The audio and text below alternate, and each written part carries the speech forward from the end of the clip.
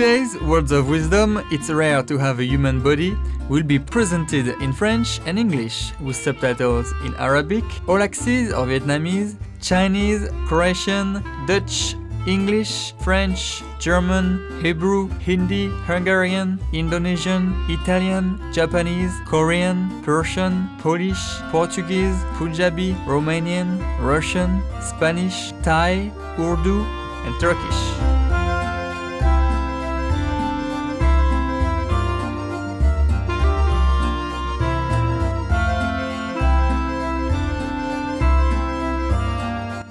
Connue pour sa déclaration des droits de l'homme et du citoyen, la France est un pays qui a mis en avant les principes de liberté, d'égalité et de fraternité. Le peuple français a bon cœur et est bien connu pour accueillir les immigrants venus chercher un foyer.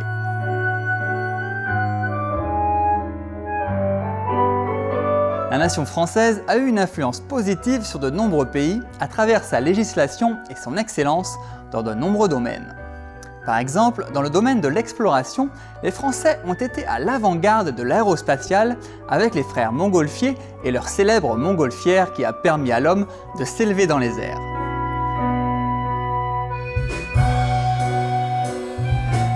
Aujourd'hui, les Français sont toujours à la pointe de la technologie, en particulier dans l'aérospatiale et les transports terrestres, avec entre autres le train à grande vitesse ou TGV, détenteur du record de vitesse.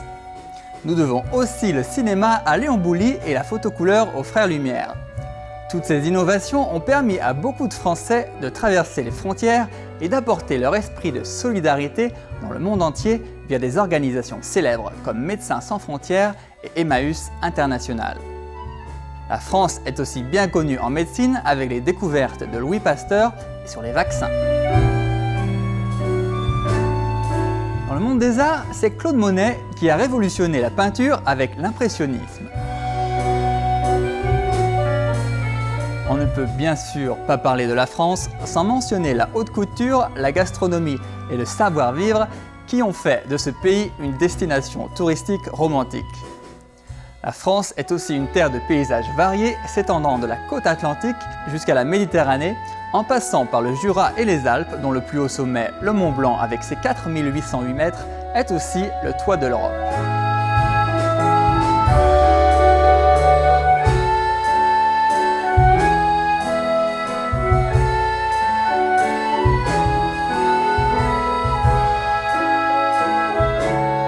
Au cours de sa tournée mondiale de conférences en 1993 et suite à l'invitation de sincères chercheurs de vérité, Maître suprême Ching Hai accepta de se rendre dans cet ancien pays de romance et d'histoires colorées pour partager sa sagesse et sa connaissance de la vérité. En décembre 2007, Maître suprême Ching Hai est revenu en France pour un séminaire. Nous vous invitons à présent à écouter la discussion suivante entre Maître suprême Ching Hai et les membres de notre association intitulée « Avoir un corps d'humain est rare ». C'était à Paris, en France, en décembre 2007.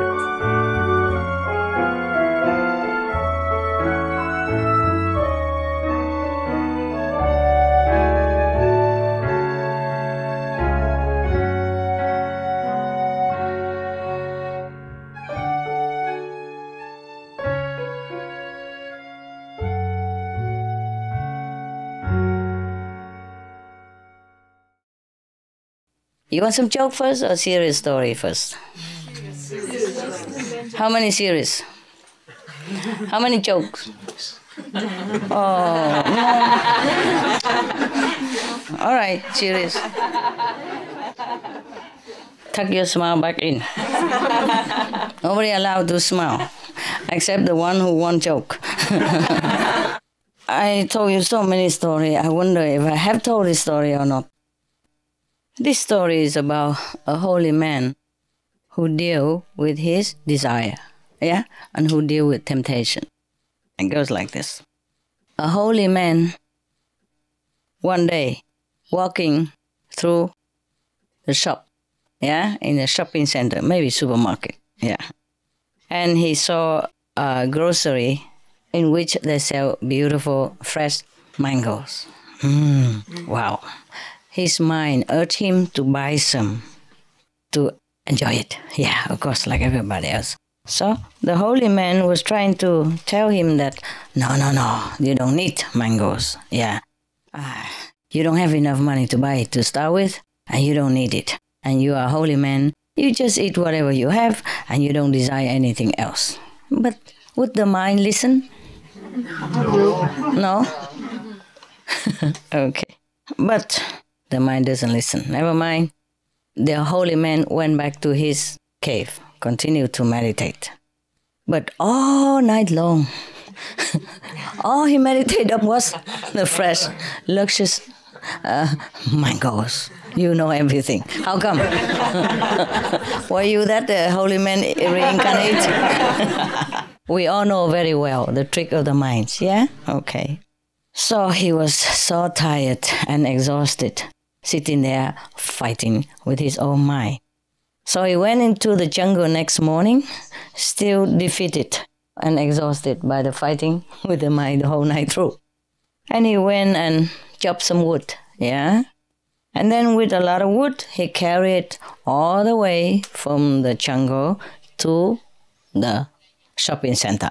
Wow, it's a long way, many kilometers long. Originally, he went there just to get some necessity for the whole week, you know? Yeah, to his cave, like some bare necessity, like maybe some flour for chapatis, yeah? And just some salt, some just simple, yeah? Yeah. No, I tell you, I know this very well too. I was in India, nah? I didn't have enough money at that time, nah? I just had what I saved with me, yeah? It lasts for a while in India, but it's not forever, and I know my limit. So every day I allow myself like maybe 2 rupees. You know how much that is? Maybe 10 cents. Okay? 2 rupees is fine. You know, you can buy flour, you can buy some salt for chapati, and you buy a cucumber. And tomatoes, sometime like that. So what I do is I buy a jar of peanut butter, some flour, and those very flat plate which I can use to eat and cook tea and bake chapati on it. So he carried the heavy wood load to the bazaar, which is a very long way, many kilometers. You know how holy men in India, they live up in the mountain somewhere, yeah, in a cave somewhere. And to go down to the mountain, you know, to the bazaar, take a long time. They mostly live far away from it all because that's what they want. Yeah, but then it's inconvenient when you want to have something, huh? And nevertheless, he carried a heavy wood load down to the mountain. And then he's very tired and exhausted. But he doesn't give himself rest. He keeps telling himself, you want the mangoes, you work for it. Now you carry the wood and you don't complain. And the mountain road, you know, very difficult, but he make himself do it. Okay, there you are. He came down to the mountain. At last, he sold the wood, exchanged it for money, and bought some mangoes. And then he went back to his cave in the forest. And he put it on the stone in front of his cave and he said, okay, you just look at it, okay? Because I know you very well. He talked to himself. He said his mind. He said, today, you want me to buy you mangoes. Tomorrow, you will want something else, yeah? A melon. And the next day, who knows, you might want to buy a house, and then you will want me to have a wife to take care of the house, and then that's it, finish of my story, end of my life. I know what you want. That's what you want, hey? I'm showing you. That's not going to happen. Okay. Becomes a wife, and then come the wife, and then the children, yeah? Yeah, and then the birthday, and then the death day, and then the marriage of the children, and then the grandchildren, and the marriage of the grandchildren, and forever. Never done. Never done. I will be then your slave. Yeah, at the end of all this. So he just telling that. And then just when he was talking to his mind like that, person passing by, yeah, his cave. So he called him, hey, buddy, take the mangoes. It's yours. So, of course, the traveler was hot and thirsty. And, immediately, are you sure, sir? Oh, yes. Oh, I'd be happy to take them all. He took them all. Yeah, even eating some of them in front of the holy man. Wow, poor holy man, must be mouth-watering. Ah, poor guy, he worked so hard. He should have deserved it. At least he go and cut wood, no? But he doesn't want to do it again, huh? Suppose next day he want apple, huh? And then he have to go cut wood again, huh? And then just by the habit of following the desire of the mind, who knows where it leads him, yeah? Remember the story of the yogi who had just a cloth to cover his milk plates, yeah? Good, thank you. Thank you that you remember. So there was a journalist who brought in some humorous story for the editor-in-chief, of the journal. And the editor-in-chief was reading it for a while and then just don't say anything. So the journalist asked him, "Oh, why didn't you laugh? It's a very funny story." He said, "I laughed last year, no?" Same story. So it's very difficult to control our mind, huh? Yeah, I don't care. If he wants a mango, I give him a mango. Because I also work for it already, yeah? Maybe that's why I work so hard. Since I could afford a mango, I just have a mango. Otherwise, I could be saintly, yeah? I could go in the cave, sit there and meditate all by myself, yeah? And eating chapatis every day, and now and again, with some 5 samosas. You know what samosas is? Yes. No, this Indian snack is beautiful. It's like a meal itself, They put all kind of mixed vegetable inside, namely peas, yeah? Chopped carrot and potatoes, yes, and spice in it. No, maybe chapatis or masala, something like that inside, yeah? And then outside, they already fried that, maybe they fried already, or not? After. Huh? After they put it together. Oh, so they put it inside raw? Ah, okay. Oh, the stuff inside is cooked. The stuff inside, I think they fry a little bit first, no? Otherwise, it takes too long to cook the potatoes inside. I guess they did fry the potato, whatever, peas, sweet peas, and chopped carrot, fried together, spice them already. Okay, and then they put it in a butter flat cake like chapatis, I guess, and they fold it into a triangle kind of shape. And then they fry them, deep fry quick. And that's how you eat it. And it tastes like heaven at that time, nah? Oh, it is lovely. I could not resist. It tastes so good. And just exactly that one tastes good. Not everyone tastes like that. They just make it smaller than usual, It makes it more trouble. Because you eat one, you want another one. There's another story about the prophet and the devotees. Okay. One time, when Prophet Muhammad was talking with a group of disciples, he asked every of them in turn what they possessed. Yeah, possess. What is their possession? What do they have? Yeah.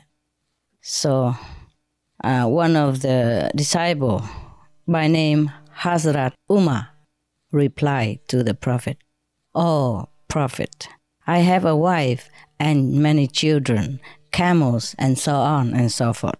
It took him a long time to list all of his possessions. Yeah, maybe camels and then coconut tree and palm trees and date trees and, what else, house, hotel, room for rent, whatever, yeah. Take a long time, okay. All of the others made similar replies until the turn of one disciple by name Hazrat Ali. He said to his master, "Oh, master, oh, sir." He declared his love for the Prophet. He said, "My only possessions are God and you. Except for these two, I have nothing worth of mentioning." So the Prophet Muhammad was explaining his teachings through the answers of this disciple. He was well pleased, I guess, yeah? Saying that worldly possessions count for very little. We have them for a short time only. They do not go with us to the world beyond.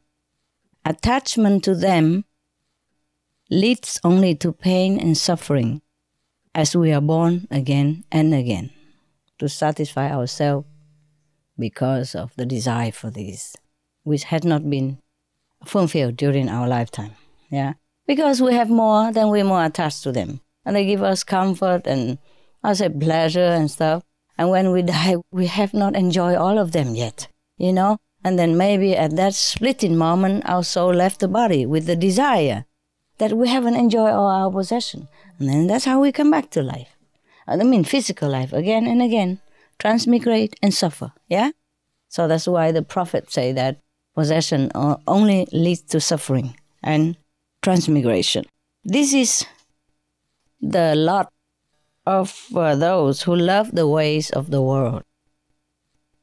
But those who love God and are always engaged in the contemplation of their beloved transcend this region of births and deaths. Well, the one who wrote this thinking, it's just a matter of understanding this simple truth. Is that simple? Yeah? Yes. Yes. Simple, but not simple to carry it out, huh? Yeah, I told you about the story of samosas. Yes, I was addicted to samosas at that time. But you have to know, I had very little money at that time.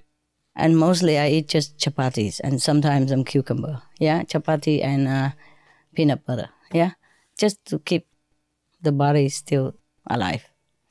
So, of course, you know, when I passed by the samosa, wow. That is something out of that world. Yeah. So most of the sages, they also prefer to live in the mountain and remote area because of that too, nah? Perhaps, yeah? What you don't see doesn't hurt you, right? Doesn't tempt you. It's truly like that. Like in my place, if I stay away from the kitchen, I don't even think of eating. You know, I just stay in my place and do what I do and don't even feel hungry or nothing. But because of the dogs and I have to keep going into the house. And when I passed through the kitchen, I saw many things there. Okay, I start eating. It's like that. Sometimes I don't even feel hungry. But if I don't eat then later on I would think of them as well. So I might as well just eat it while I'm not even hungry so that I don't eat too much even, you know. In Chinese feng shui, they also advise you not to build a kitchen in the middle of the house. How do they know? How could they guess? Because they said that in the feng shui, the art of building good house and auspicious house, they say if you build a kitchen in the middle of the house, then everyone in the house would be too attached to food. With all the activities with surrounding the cooking and food and stuff like that. So they even advise you to build a kitchen outside. So when you want to go to eat an extra, you have to think twice. Do I want to venture into the cold, into the wild outside of the garden and cook something or not? I'm thinking of moving my kitchen outside into some remote area of the garden, you know, where it's freezing day and night in winter. And then we think how much weight we can lose. My dogs also get fat. You know, yeah, one or two of them are really putting weight on. You know, happy. You know, when she lay down, her fat just flow alongside. They flap on one area, you know. And when she wake her body, you can see flop, flop, flop, you know, running back and forth. When she first comes, she doesn't have chin, and now she has 3 chins. Okay, any question? From your land or from your center? Yeah, Master, I have a question about animals. You've been teaching us some things about animals that are just amazing, but the question is that some of the animals are more noble than we are. Some of them have higher consciousness. Yes. And yet you also say that being human is the peak of creation as well. Yes. So how is it that, will they become human, or can the animals attain enlightenment and go beyond the physical? It depends on animals, yeah. I wouldn't say like the tiger will go straight to heaven. Yeah, but most of the animals, actually, some tigers and lions are very noble as well. You'll be surprised. It depends, you know. Any race of animals, even in the ferocious animal, there are some saintly being born into it. Yeah? Many times, like sometime you see on television, there was a girl in Africa. The they were molested by 7 men even. And then the lion came and threw them all away and guarded the girl until her family came. And then left, yeah? And some lion even rescued some other babies and all that stuff, yeah? And many stories about that, yes. Okay, some animals, they came straight from heaven to come down to help human, yeah? In that case, they will go back straight to where they came from, only elevated 1 step higher than when they were before. Higher heaven or higher level of consciousness as a reward from heaven. Human is higher in the way that we have many choices. See, we can choose to be noble, yeah? We can rescue any other human when we want to. We can help our neighbors. We can share our possession and our labors, our love, anything we want. We can be heroes, yeah? We can choose to be vegetarian or non-vegetarian. We can choose to be a saint. We can choose to meditate on God and elevate ourselves anytime. We have that privilege, yeah? Animals, they have very few choice because of the nature of their species. For example, the dog, sometimes they come here, they could rescue other people or do something else. But they're with you, and they're limited to what you want them to do. They don't have much choice. To be reincarnated into animal kingdom is easier. To be reincarnated in the human world is hard. Okay? You need, I told you before, human quality, yeah? You have to have enough human quality. You have to have affinity with the parents, yeah? And with the society, with the people around which you were born. And very difficult. So the Buddha say that there's a blind turtle, you know. Only once every 100,000 years he came up to the surface of the sea. And at that time there flow a piece of wood, you know, toward that place. And there's a hole in it. And the blind turtle happened to just put his head through that hole. And that's how rare it is to have a human body. And humans have lot and lot of choices. And it's a pity if we don't choose well. Animals, they are limited. For example, if a bird want to come down and help human, it's difficult for them. As soon as they come down to the human world, they get eaten. Or they've been captured and then put in cage or sold or die meanwhile, something like that during the process. So humans are very privileged, yes. Because of what you have done in the past, perhaps you've done something good, that you can choose a human body, okay? To be a human, you need some merit. You have done something good in the past in order to be able, yeah, to be able to pick a human birth. Yeah. Some human, although maybe they're saintly, nobly, but maybe they haven't done those human merit, so they don't have enough choice. They have to be born as animals. Whatever they want to do, they have to do it with that body, which is more difficult. Human, we have brain, we have hand, we can do all kind of tools, we can invent a lot of things and make our life comfortable and help everybody else or animals, but most of the time we don't choose it. Yes. The human, before they came down to this world, they all promise that, okay, I will walk the way of God. I will walk the way of love. I will correct my mistake in the past life. I won't do it again. I definitely will not. I will do the opposite. I will do good. I will be generous. I will be kind. I will be compassionate. I will do this. I will be a hero of humans and animals. I will lay down my life for the needy, for the weak and the small, yeah, for the animals even. But when they come down here, forgot. And the force of the previous bad karma compounding upon them also, together with the fixed bad karma of this lifetime. The fixed bad karma of this lifetime is the one that they are born with. They have to pick up some bad karma to be born with, yeah? That's the price they have to pay to be a human. They have to struggle to be good. It's not easy for them that they're born and then everything there, you know, they have enough wealth, they have enough strength, and they have just unchangeable compassion, you know, and then they will always do good. And they will always part with their money easily. It's not like that. They have to pay the price. That is struggling with the obstacles that they are born with the bad karma that they're born with.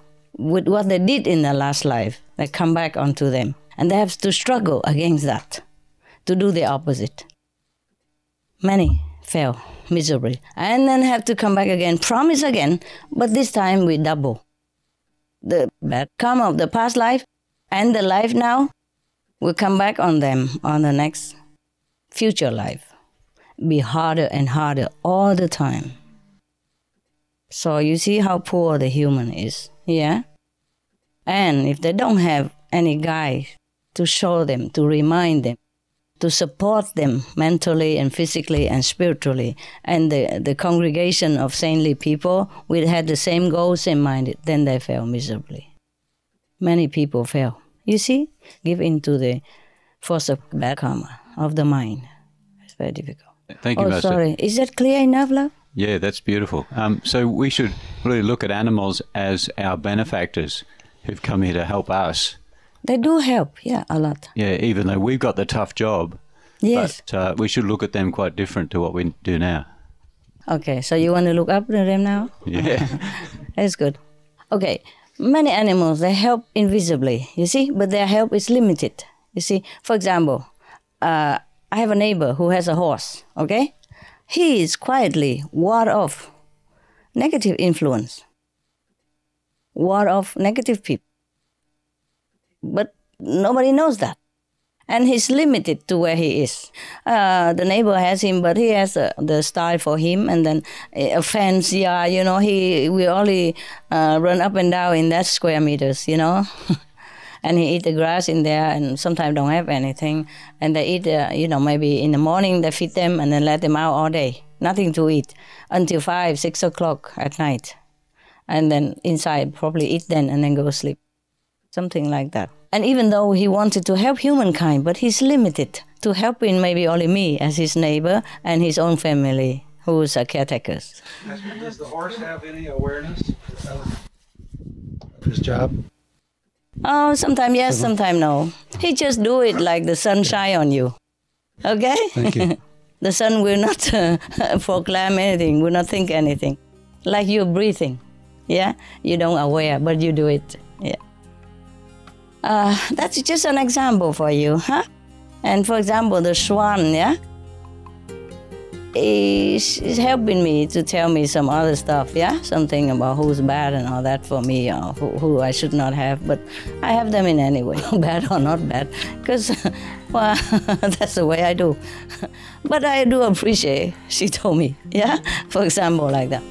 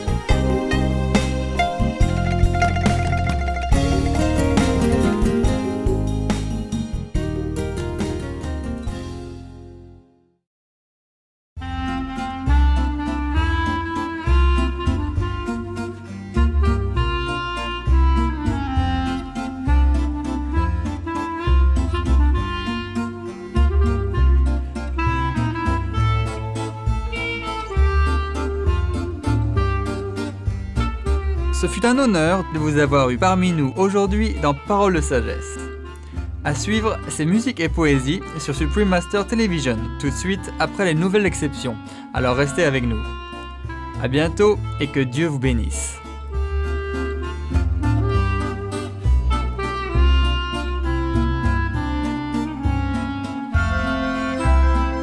We appreciate your wonderful presence today on Words of Wisdom. Coming up next, music and poetry on Supreme Master Television, right after Noteworthy News. Please stay tuned. Farewell and God bless.